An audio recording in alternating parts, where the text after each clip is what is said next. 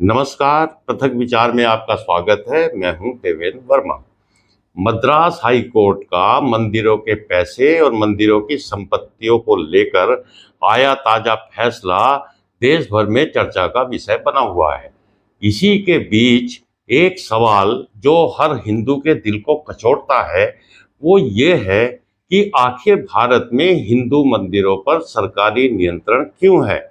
क्यों सरकारें मंदिरों के खजाने को अपनी मनमर्जी से खर्च करती हैं?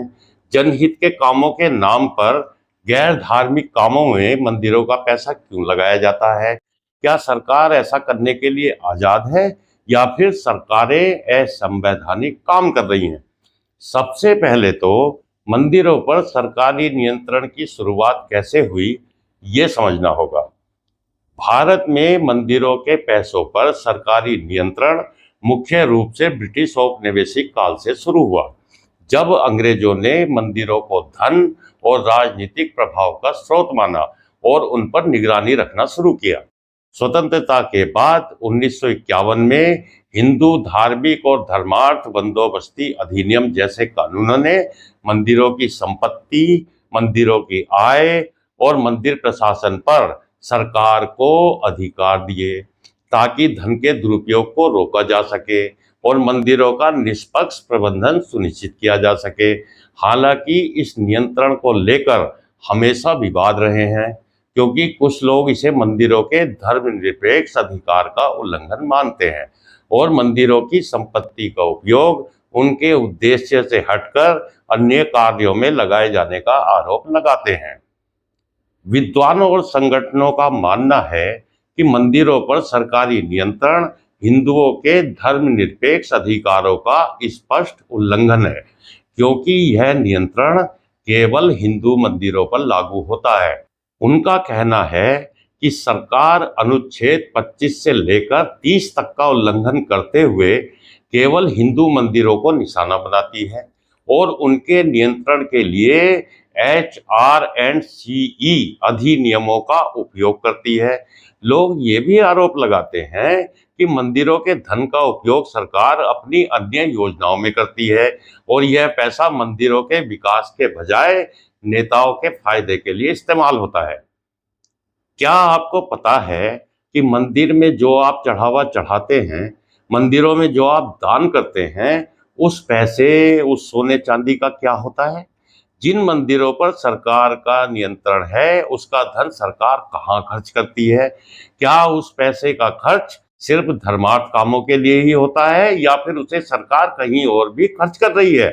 ये प्रश्न इसलिए अहम है क्योंकि तमिलनाडु सरकार यही तो कर रही थी। भारत में करीब 7.5 लाख मंदिर हैं, जिनमें से 4 लाख मंदिर राज्य सरकारों के अधीन हैं। सभी मंदिरों में चढ़ावा और दान से करीब 2.5 से 3 लाख करोड़ रुपए सालाना आते हैं।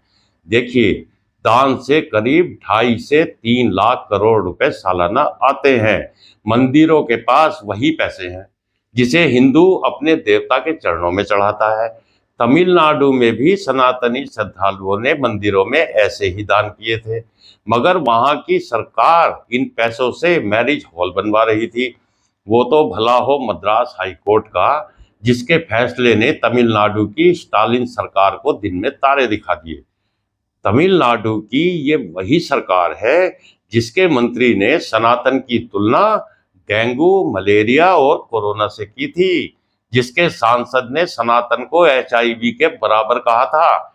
DMK के कई नेता सनातन पर अभद्र और अमर्यादित टिप्पणी करने के लिए जाने ही जाते हैं। उसी DMK की सरकार सनातनियों के चढ़ावे को ऐसे गैर धार्मिक काम में लगा रही है जिससे सरकार को फायदा हो। तमिलनाडु के कंट्रोल में करीब 44,000 मंदिर आते हैं। इनमें रामेश्वरम और मीनाक्षी मंदिर भी शामिल हैं। इन मंदिरों के पास बड़ी मात्रा में धन जमा है। इसी साल अप्रैल में राज्य के 21 प्रमुख मंदिरों का करीब 1,000 किलो शुद्ध सोना गलाकर इसी स्टालिन सरकार ने बैंक में जमा कर दिया था। स्टालिन की सरकार ने दावा किया था कि इससे सालाना करीब 18 करोड़ रुपए ब्याज मिलेगा और उसे मंदिर विकास के काम में लगाया जाएगा। अब जब मंदिर पर सरकारी नियंत्रण को खत्म करने की मांग की जा रही है, जब तमिलनाडु में अदालत ने नई लक्ष्मण रेखा खींच दी है, तब आपको ये भी अवश्य जानना चाहिए कि हिंदुओं के मंदिर पर सरकार का कंट्रोल है, लेकिन मस्जिद या फिर चर्च में सरकारी हस्तक्षेप कितना है। मस्जिदों के मैनेजमेंट में किसी भी राज्य सरकार का कोई हस्तक्षेप नहीं है। वक्फ बोर्ड ही मस्जिदों का प्रबंधन देखता है। हालांकि कुछ मस्जिदें जो भारतीय पुरातत्व सर्वेक्षण द्वारा संरक्षित हैं, तो फिर सरकार उसके संरक्षण में दखल दे सकती है केवल, लेकिन धार्मिक कार्यों में सरकार का बिल्कुल भी दखल नहीं है।